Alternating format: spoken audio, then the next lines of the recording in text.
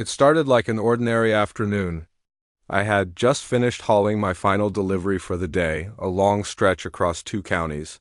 Tires hot, radio humming low, and my mind already drifting toward the late lunch waiting in my passenger seat. The sun was hanging low, warming the top of the windshield, casting a gold hue across the dashboard. I loved this part of the job: long drives, open roads, the hum of the engine like a heartbeat under the floor. I was heading back toward the station when I saw the flashing lights in my mirror. At first, I didn't think anything of it. Cops run traffic stops all the time on this road. It's a known spot for speeders and reckless drivers. But when the cruiser pulled directly behind me, I started to slow down and ease off the lane. I wasn't speeding. My tags were up to date. There was no reason to stop me. Still, I pulled over. The truck rattled softly as I put it into park and reached for my window switch. I glanced in the mirror, waiting for the officer to approach, but something felt off. He didn't get out of the car right away. He sat there for a few seconds longer than expected. Then the driver's door opened, and a man stepped out. He had the shape and swagger of a lawman, tall, shades on, walking with intent. But my instincts noticed things my eyes couldn't ignore. His uniform didn't match the local county. No badge number was visible on his chest. His belt was wrong, too bulky and mismatched, and his cruiser, an older model, no police plate, and the lights looked cheap, like those dash-mounted strobes you buy online. I knew then and there. This wasn't right. Still, I kept calm. You don't last long in the bureau by jumping to conclusions too fast. I watched him approach. He stopped by my door, leaned in a bit too close, and tapped the side of the truck. "License and registration," he barked, not even introducing himself. I looked at him. His eyes were hidden behind mirrored lenses, but his posture screamed arrogance. "What's the stop for, officer?" I asked, voice calm. "You were swerving," he said flatly. "Need to check the vehicle." He didn't even ask if I'd been drinking or distracted, just straight to checking the truck. That's when I noticed his radio earpiece wasn't connected to anything. No shoulder mic, no comms. Nothing. I stayed still and gave a light nod. "My credentials are in the glove box," I said slowly. "Want to take a look with me?" He paused. "Just hand them over." "You'll want to see this one yourself," I replied. He shifted uncomfortably. With slow, clear movements, I popped the glove box and slid out a black leather case. I opened it just enough for him to see the FBI badge tucked inside. Clean, authentic, and very real. His face changed. Not fear, but panic. His fingers twitched at his side, his lips pressed tight. He took half a step back. I spoke clearly.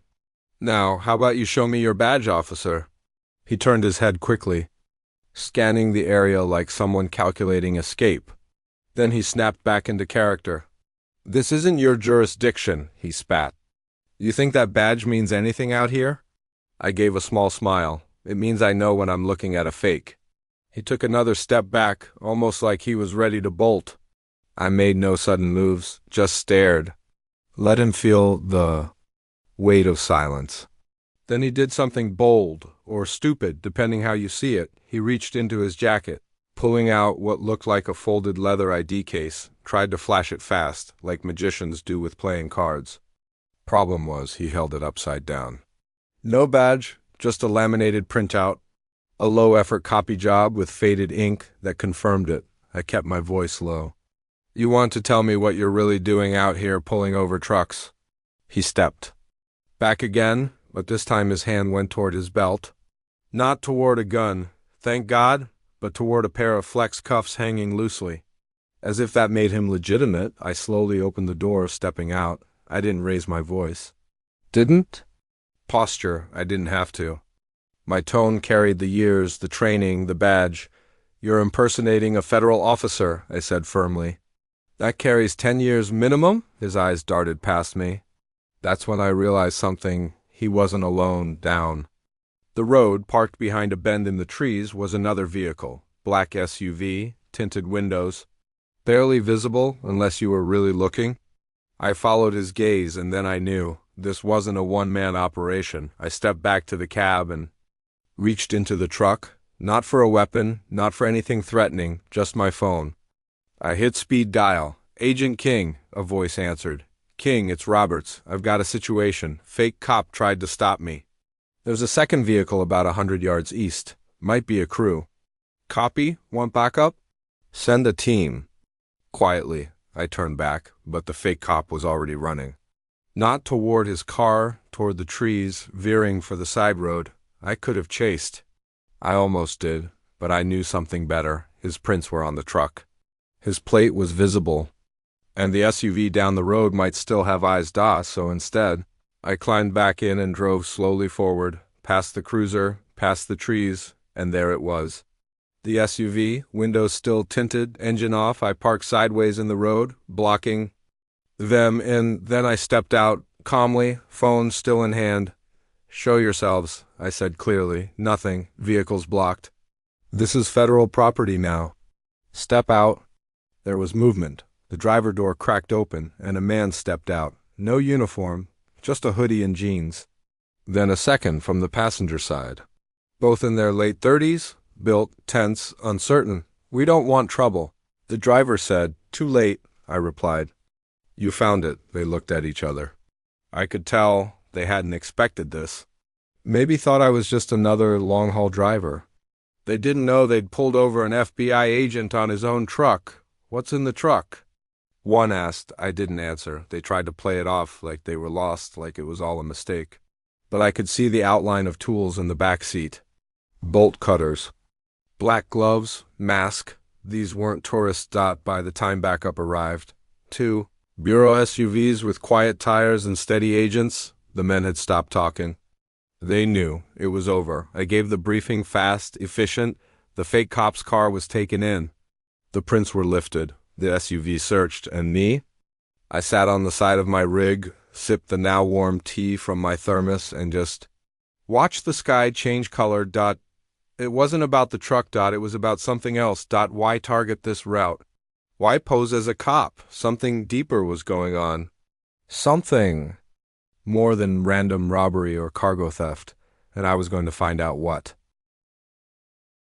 I sat on the back of my truck long after the SUVs disappeared into the distance, loaded with suspects, weapons, and questions.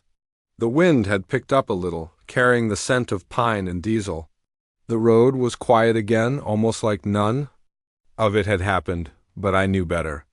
There's a certain silence that settles after the storm, not peace, but the kind that whispers, something's coming. I pulled out my notebook, not the digital kind. Just an old leather-bound pad, with coffee stains on the corners and a pen clipped sideways. I jotted down everything, the fake badge, the missing radio, the SUV, the look in the driver's eyes when he realized he was caught. Details, always details. They mattered more than anything. The regional field office called in 30 minutes. Later, Roberts, we ran the prints, said Agent King. Our guy's name is Lester Brody. Minor fraud cases.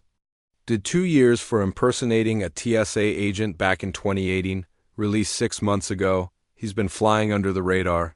What about the 2 in the SUV? Still checking. One has a burner ID. The other might be linked to a string of warehouse robberies last winter in Nevada. So this wasn't just a case of one man playing dress-up. This was a crew, organized, mobile, confident enough to fake police, authority, and attempt a roadside seizure in broad daylight. That takes more than guts. It takes a plan. I leaned back in the cab of my truck, staring at the dash. Something still didn't sit right. Why this truck? Why this road? Why now? The load I was carrying wasn't even special. It was a standard. Drop, nothing classified, nothing sensitive. Just agency hardware going from point A to point B, marked under a civilian shipping label, like always. But maybe someone thought otherwise. Maybe someone got the manifest and thought there was something worth taking. I decided to trace my steps. Not literally, digitally.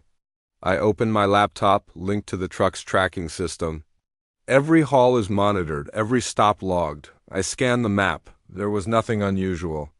Except one thing. 23 hours ago, during a refuel, the truck had remained stationary for over 90 minutes. I remembered the stop. I'd gone inside to rest, long day, storm coming in. Figured I'd eat something decent, but 90 minutes is more than enough time for someone to clone a tracker I called logistics. Asked them to pull the fuel station CCTV if available. I wanted to see who walked near the truck during that time. While waiting, I got a call from King again. His tone was lower now, more serious. We found something in the SUV, a folder. Had your truck's plate written on it. Not printed, handwritten. Like they were scouting you specifically? Any other names? One, yours. That sent a chill down my spine. My name wasn't public. My work wasn't public. I drove decoy hauls for internal transport because I was off record. So either someone in our system had been compromised, or someone was watching me a lot more closely than I liked. I told him to secure the folder, and not file anything digitally just yet. I had a feeling the leak was close. That night, I didn't go home. I drove the truck to an old safe house outside the city. It was a farm once, now just an empty barn, a backup site we used for deep surveillance testing. I parked the rig inside, bolted the doors, and set the alarms. I spent the next 3 hours combing the undercarriage. Found nothing, no physical tracker. Then I checked the chassis lining, the wheel wells, even the air vents. Still nothing, but when I turned the engine over and connected my own handheld scanner to the system, it pinged, a hidden signal relay. Not from the truck's GPS, from the OBD port, the onboard diagnostics. Someone had inserted a small transmitter into the internal computer, cloaked, quiet, and capable of sending out regular updates. That's how they were tracking me. I disabled it, bagged it, added it to evidence, then I sat in the driver's seat and just thought someone had planted a device on an FBI-controlled vehicle. Someone had orchestrated a fake police stop to intercept me on a lonely highway. Someone had known exactly where I'd be. That meant someone had access, inside access. I called King again. Told him to flag anyone who had clearance to view truck. Manifests in the last 2 weeks. Cross-reference that with anyone who had transferred out or taken sudden leave. Then I asked for one more thing. Pull the full profile on Lester Brody, every visitor he had in prison. Every call he made. I want the list by morning. I didn't sleep much. Just closed my eyes and waited for dawn. By 7 a.m., the email arrived. A list of names, numbers, call durations, and visitor logs. One name appeared 3 times. Spaced. Out every few weeks, Marcus Dell, the same man who was caught in the SUV passenger seat. Yesterday, they'd met, planned, maybe more. I drove to the field office myself that morning. Walked through the back entrance, past the new faces, past the analysts. King was waiting with a tablet. You were right, he said. Marcus and Lester knew each other. Phone records confirmed they spoke the day before your run. What about the other man? The driver? He tapped the screen. No ID yet. But we pulled facial rec. He showed up once in El Paso 2 months ago, outside a federal storage facility. Pattern? I asked. King nodded. They've been targeting trucks. Not always federal, but high value. Electronics, tech, military grade. Items? I stared at the board behind him. Red lines, photos, pins. It was starting to take shape. A theft ring, well-trained, small, mobile, and able to impersonate police when needed. But now, they'd made a mistake, they'd come for me, and that meant it was personal. We set up a task force, small, quiet, need to know basis, no official records. Just agents I trusted. We codenamed it Ghost Mirror. Because they weren't just stealing, they were reflecting our own systems back at us. Using our roots, our labels, our weaknesses. Over the next 48 hours, I shadowed another run, a dummy truck filled with bait equipment. We leaked just enough info to the same channels. They had access before, and we waited. No move on day 1, nothing on day 2, but the 3rd day, a cruiser appeared behind the dummy truck at almost the same location as before. Same flashing lights, same approach. Only this time, we were ready. The cop stepped out. Same mismatched uniform. But a new face. I watched from a distance. Binoculars up. He walked toward the truck, tapped the door, asked for paperwork. The driver, an undercover agent named Torres, complied. Played along. Then came the signal. Torres tapped the dash 3 times. That was our go. Within 10 seconds, 4 unmarked units closed in. The fake cop didn't even have time to run. He was on the ground before his hand touched his belt. No struggle. Just confusion.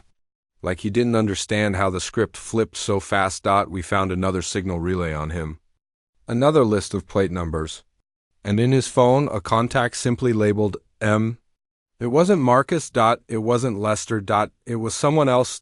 Someone higher. Someone still out there. And the deeper we looked, the clearer it became. This wasn't just a ring. It was an operation, and we'd only just begun to uncover the first layer. We had the third imposter in custody, but the truth still felt distant, like chasing smoke in the wind. Each arrest opened a new door, but none led to the source. They were well-trained, cautious, never giving up the full picture. Even under pressure, the third guy didn't crack. His silence wasn't fear, it was loyalty. Like someone had convinced him it was better to rot than speak. That's when we realized we weren't dealing with criminals. We were dealing with believers. People who thought they were part of something bigger. The phone we recovered from him had been wiped, but the Bureau's cyber team still managed to recover one message. It was short, no names, just a time, just a location, and a simple line: we move at midnight. The timestamp was only 2 days away. We traced the GPS ping from the message. It was from a rest stop outside Fort Mason, remote, minimal traffic, and barely lit at night. The kind of place where things could disappear quietly. King and I looked at the map for hours. There were no warehouses there, no shipments scheduled. Nothing of value, not officially. But then it hit me. The decoy. One of our own retired storage units was there. A place we hadn't used in years, but still technically federal property. It held archived hardware, outdated.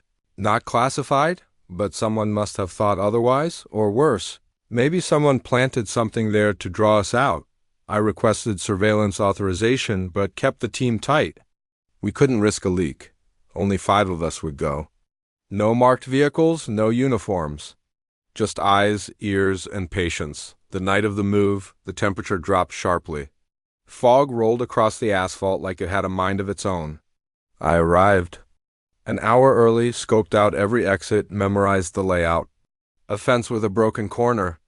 A motion light that blinked but never stayed on. The perfect place for a setup. Midnight came.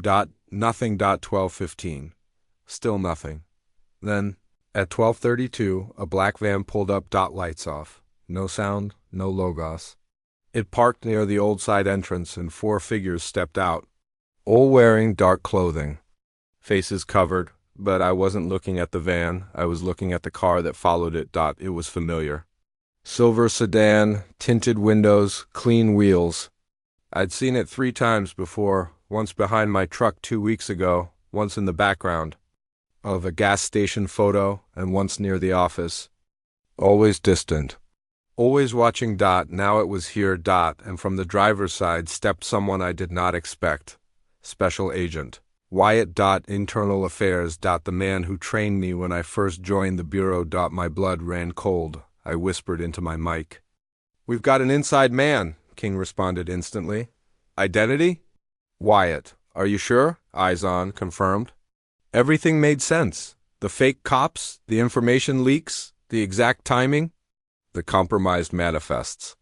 It was him. It had been him all along. He walked calmly to the van, greeted the men, pulled out a device, some kind of scanner, and pointed toward the building. Like he was directing them exactly where to go. I recorded everything with my lens. But I knew this wasn't enough. He would deny it, he would bury it. We needed confrontation. Real-time proof. And fast. I gave the signal. Torres moved first, flanking left. Jackson circled wide. I came straight down the middle, flashlight off, sidearm tucked. My heart beat steady, trained.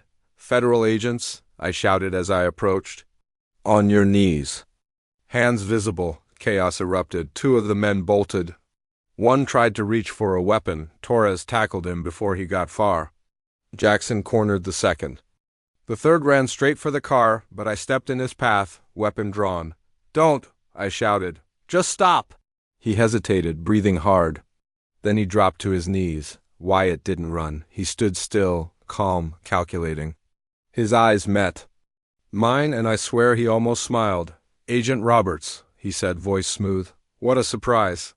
"Drop your weapon," I ordered. He raised his hands slowly. "No gun, just that smug face. You've got this all wrong." "No," I said. I finally got it right. We cuffed him on the spot. The van held stolen federal equipment, hard drives, radios, encrypted comms. Things we hadn't even known were missing yet? This wasn't an attempt. It was the tail end of a long operation. And we'd caught it just in time. Back at the office, things moved fast. Wyatt was booked, isolated. He requested a lowier, naturally. But before the door closed, he said something that stuck with me. "You think I'm the only one?"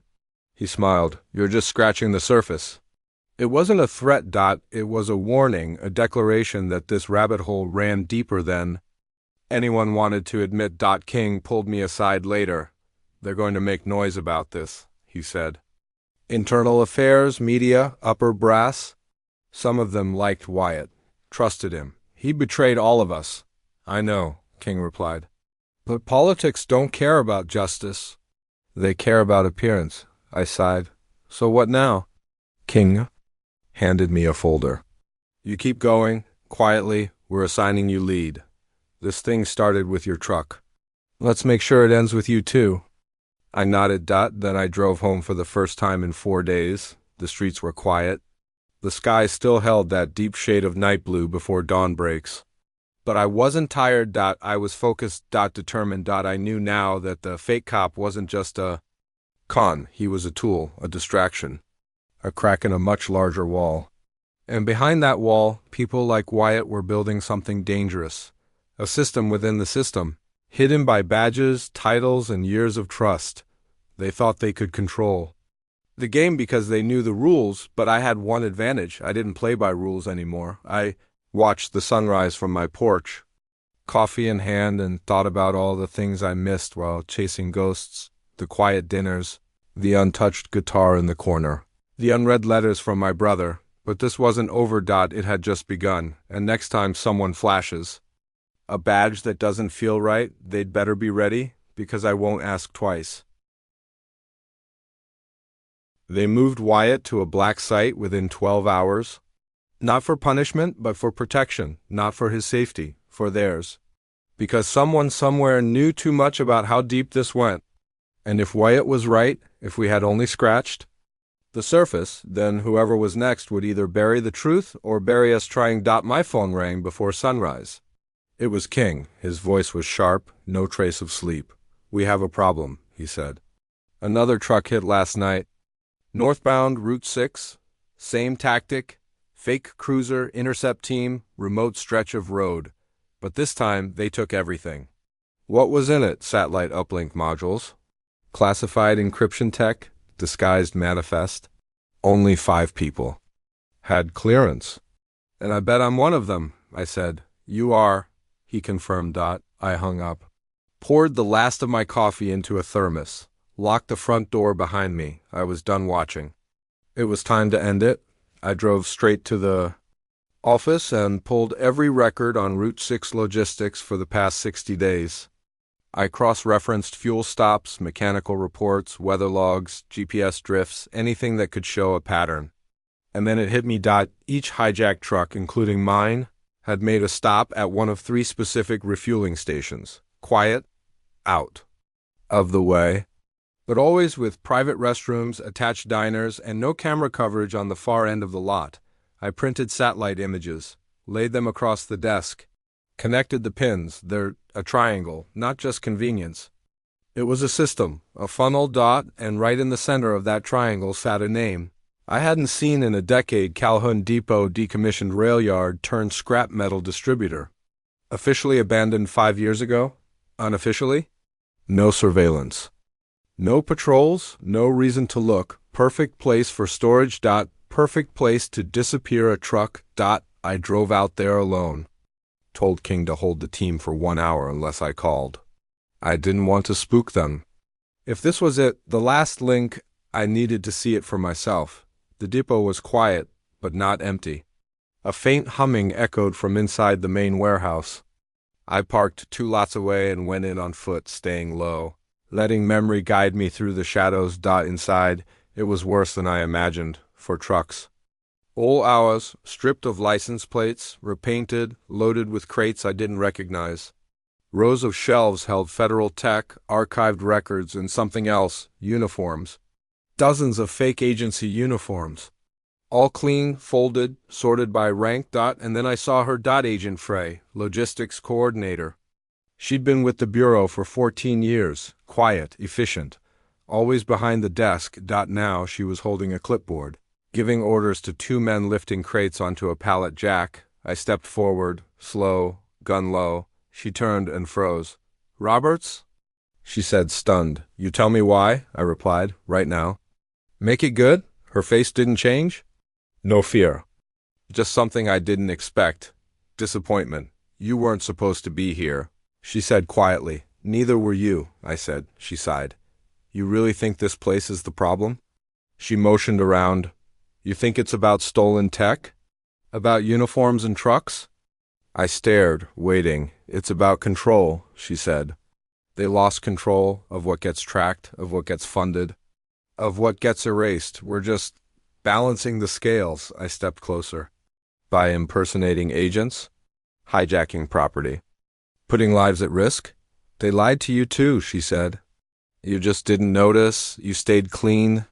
They used your route because it was safe. You weren't part of it. But now—" She reached into her jacket slowly, and I tensed. But it wasn't a weapon. It was a flash drive. "Everything is here," she said. "Contacts, commands, payoffs, who approved what? Who ignored what? You want the truth? It's in your hands now." I didn't take it. "Why now?" I asked. "Because it's over," she whispered. "You saw too much," Wyatt fell. "The others will scatter, and someone will try to pin it on you. You need protection, Roberts. The truth is your shield." I finally took the drive. Slipped it into my pocket. The 2 workers in the back had noticed us now. One stepped forward, but Frey raised her hand. "No," she ordered. "He leaves, now." "They stopped. I should arrest you," I said. She nodded. "Maybe, but you?" "Won't." I backed away slowly, never turned my back. Got in my car. Drove straight to the field office. King met me in the underground garage. I handed him the drive. "Run it," I said. "Everything. Quiet team, no one else. Don't trust anyone. Not wearing your name on their shirt." He nodded, didn't ask questions. Just took it and left. It took 36 hours. What we found was a blueprint, not just of the theft ring, but of corruption baked into the system. Contractors rerouting gear. Supervisors approving silent manifests. Inside men feeding schedules to shadows in exchange for offshore transfers. Wyatt wasn't the head. Frey wasn't even top 5. Was a tree. And we had just ripped off 1 branch. By the end of the week, arrests were made across 3 states. 8 agents suspended. 2 high-ranking officials under investigation. The Bureau wouldn't say it publicly, but we'd uncovered the largest internal breach in a decade. And as for me, I got a commendation. Quietly. No ceremony. They offered me leave. I declined because I knew the truth. Even now, someone else is planning the next move, not with badges. Not with fake cop cars. But with information. And the only way to fight shadows is to become the light that exposes them. So the next time someone tries to stop me on the road, wearing a uniform they didn't earn, with confidence they didn't deserve, they better be ready, because I won't wait for backup, and I won't show my badge first. I'll show them what happens when you lie in the wrong man's lane.